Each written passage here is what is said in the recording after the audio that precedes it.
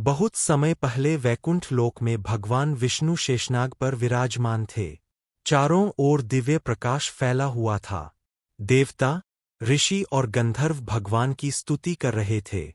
उसी समय भगवान के वाहन और परम भक्त गरुड़ उनके चरणों में आए। गरुड़ ने विनम्र होकर कहा, प्रभु, संसार में मनुष्य जन्म लेता है, सुख दुख भोगता है और अंत में मृत्यु को प्राप्त होता है। मृत्यु के बाद आत्मा कहा जाती है। अच्छे और बुरे कर्मों का क्या फल मिलता है? कृपा करके मुझे यह रहस्य बताइए। भगवान विष्णु मुस्कुराए। उन्होंने कहा, हे गरुड़, तुमने अत्यंत महत्वपूर्ण प्रश्न पूछा है।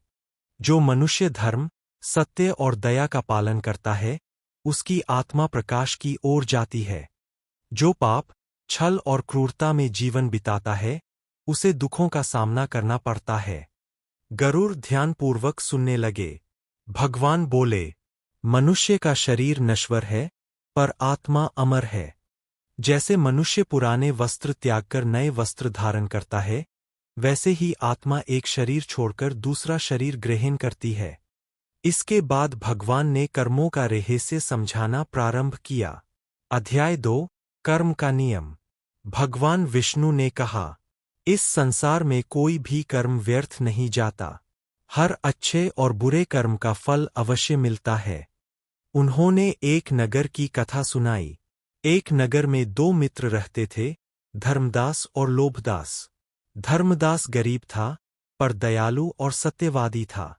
वह भूखों को भोजन देता और कभी किसी का बुरा नहीं सोचता था। दूसरी ओर लोभदास बहुत धनी था, पर अत्यंत स्वार्थी था। वह गरीबों का धन छीन लेता और लोगों को दुख पहुंचाता था। समय बीता और दोनों की मृत्यु हो गई। यमदूत लोभदास की आत्मा को बांधकर ले गए, क्योंकि उसके कर्म पापपूर्ण थे। उसे अपने किए गए अत्याचारों का फल भुगतना पड़ा। धर्मदास के पास दिव्य प्रकाश आया। देवदूत उसे स्वर्ग की ओर ले गए, क्योंकि उसके पुण्य कर्म उसके साथ थे। भगवान विष्णु बोले, धन, बल और प्रतिष्ठा मृत्यु के बाद साथ नहीं जाते।